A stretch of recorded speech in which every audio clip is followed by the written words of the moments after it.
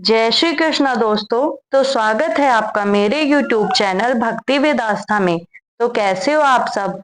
आशा करती हूँ सभी स्वस्थ होगे, सभी खुश होगे। तो भक्तों, आज हम आपके लिए लेकर आए हैं श्री कृष्ण से संबंधित कथा। श्री कृष्ण ने राधा से विवाह क्यों नहीं किया था? तो आइए भक्तों, ध्यान से सुनते हैं।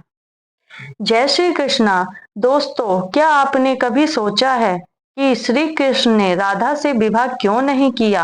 आखिर इस अमर प्रेम कथा के पीछे कौन सा दिव्य रहस्य छिपा हुआ है?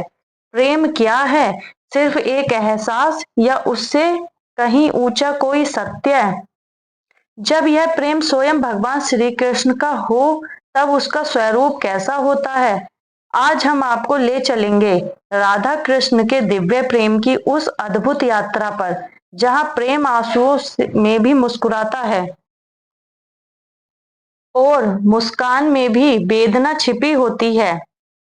यह कथा केवल एक प्रेम कहानी नहीं, बल्कि प्रेम से भी महान, विवाह से भी पवित्र एक दिव्य बंधन की कथा है।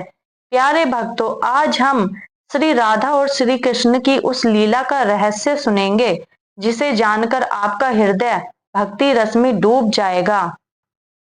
लेकिन आपसे एक विनम्र प्रार्थना है, इस कथा को अधूरा ना छोड़ें और राधा कृष्ण के अलौकिक प्रेम के साक्षी बनकर इसे अंत तक अवश्य सुनिए। साथ ही कमेंट में जय श्री राधे कृष्ण अवश्य लिखें। तो आइए बिना किसी विलंब के आरंभ करते हैं इस दिव्य प्रेम रहस्य की कथा, जो गोलोक से प्रारंभ होकर वृंदावन तक चलती है। दोस्तों, क्या आप जानते हैं कि प्रेम क्या है? कहा जाता है प्रेम एक भावना है, एक अदृश्य एहसास है, परंतु जब यह प्रेम स्वयं भगवान का हो तब इसका स्वरूप कैसा होता है? यह प्रश्न मन में गहराई से उतरता है। आज हम उस अमर कथा में प्रवेश करेंगे, जिसे सुनकर कभी आपके नेत्र नम हो उठेंगे, कभी हृदय खिल उठेगा और अंत में आप गहरी सांस लेकर सोच में डूब जाएंगे।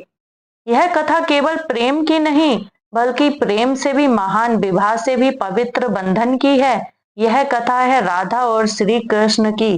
शास्त्रों में वर्णित है कि सृष्टि से पहले, जब केवल परम ब्रह्म का ही अस्तित्व था, तब गोलोक धाम में राधा और श्री कृष्ण साथ निवास करते थे। वहीं श्री कृष्ण की एक और पत्नी भी बीजा, और तीनों में अपार प्रेम, आदर और सम्मान था। एक दिन श्री कृष्ण बीजा के साथ गोलोक के मनमोहक उपवनों में भ्रमण कर रहे थे। तभी वहां राधा का आगमन हुआ। प्रियतम को किसी और के साथ देख राधा का हृदय जलन और क्रोध से भर गया। इसी क्षण श्री कृष्ण का परम मित्र श्री दामा वहां पहुंचा और राधा को समझाने लगा कि प्रेम में ईर्ष्या का कोई स्थान नहीं होता।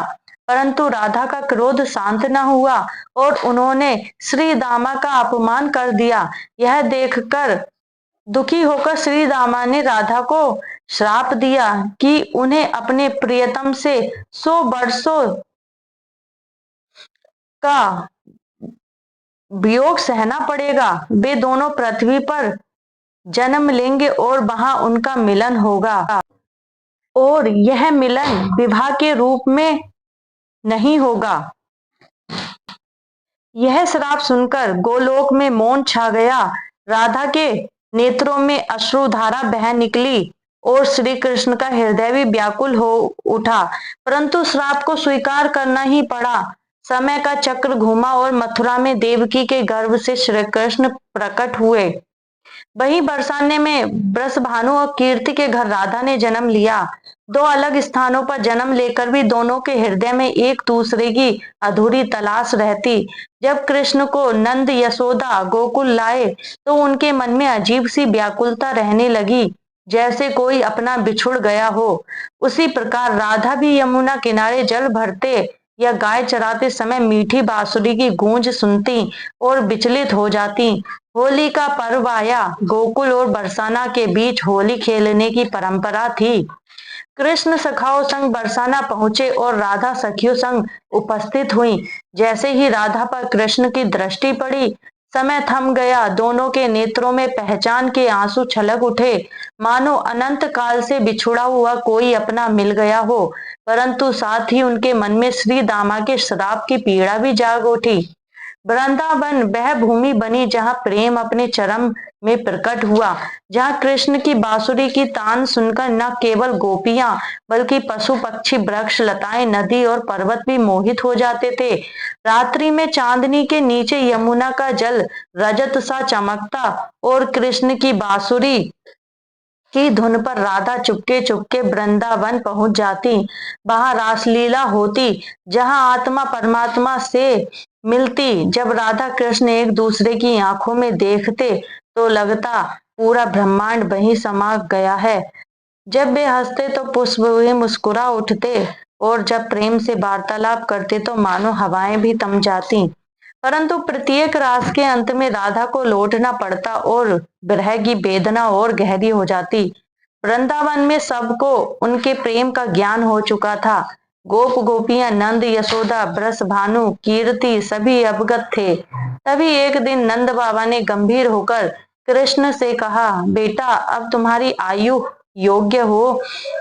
विवाह योग्य हो चुकी है। हमें तुम्हारे लिए उचित कन्या देखनी चाहिए। यह सुनकर कृष्ण ने कहा, पिताजी मेरे लिए राधा के अलावा कोई नहीं। परंतु यशोदा मैया ने समझाया, कन्हैया राधा का विवाह पहले ही अयान से तय हो चुका है, यह संभव नहीं। इसी प्रकार बरसाना में भी वृषभानु ने राधा को समझाया, बेटी समाज के नियम है, तुम्हें उनका पालन करना होगा। राधा के नेत्रों से आंसू बह निकले और उन्होंने कहा, पिताजी कृष्ण मेरे प्राण हैं, वे मेरी आत्मा का हिस्सा हैं।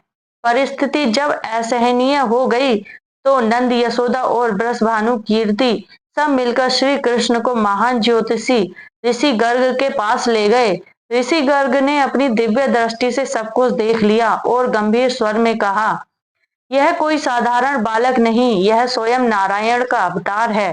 फिर ऋषि गर्ग ने राधा की ओर देखा और कहा, यह कोई साधारण बालिका नहीं, यह स्वयं लक्ष्मी का अवतार है। यह सुनकर सबके चेहरे पर आश्चर्य के भाव आ गए। ऋषि गर्ग ने कहा, राधा और कृष्ण का प्रेम सांसारिक प्रेम नहीं, यह दिव्य और आध्यात्मिक प्रेम है। इनका मिलन विवाह के बंधन में नहीं बल्कि आत्मा के स्तर पर हुआ है। नंद बाबा ने आश्चर्य से पूछा, तो क्या ये दोनों विवाह नहीं कर सकते? ऋषि गर्ग ने सिर झुकाकर उत्तर दिया, नहीं, इन्हें गोलोक में हुए एक श्राप का फल भुगतना है। धरती पर इन्हें भय झेलना होगा, परंतु यही भय प्रेम की परमावस्था को प्रकट करने की लीला बनेगा। वृषभानु ने चिंतित होकर पूछा, तो इनका भविष्य क्या होगा? ऋषि गर्ग ने उत्तर दिया, कृष्ण का कार्य धर्म की स्थापना है, उन्हें मथुरा जाना होगा, कंस का वध करना होगा और उनका विवाह रुक्मणी से होगा। परंतु उनका प्रेम, उनका हृदय सदैव राधा के लिए ही धड़कता रहेगा। कीर्ति माता ने कहा, और राधा? ऋषि गर्ग ने कहा, उनका विवाह अयान से होगा, परंतु उनका मन सदैव कृष्ण में ही स्थित रहेगा और यह प्रेम समय के साथ और गहरा होता जाएगा। यही कारण था कि जब इंद्र का घमंड चूर करने के लिए श्री कृष्ण ने अपनी छोटी उंगली पर गोवर्धन पर्वत 7 दिन और 7 रात उठाए रखा, तब सभी ब्रजवासी उस पर्वत के नीचे सुरक्षित थे और राधा उन्हीं की ओर निहारती रही। उन्हें एहसास हुआ कि उनका प्रियतम कोई साधारण मानव नहीं बल्कि स्वयं भगवान है। राधा ने धीरे से कहा, कान्हा अब मैं समझ गई हूँ, तुम्हारा कार्य बहुत बड़ा है, तुम्हें संसार की रक्षा करनी है। कृष्ण की आंखें भर आई और उन्होंने कहा, राधे मेरा सबसे बड़ा दुख यही है कि मैं तुमसे विवाह नहीं कर सकता।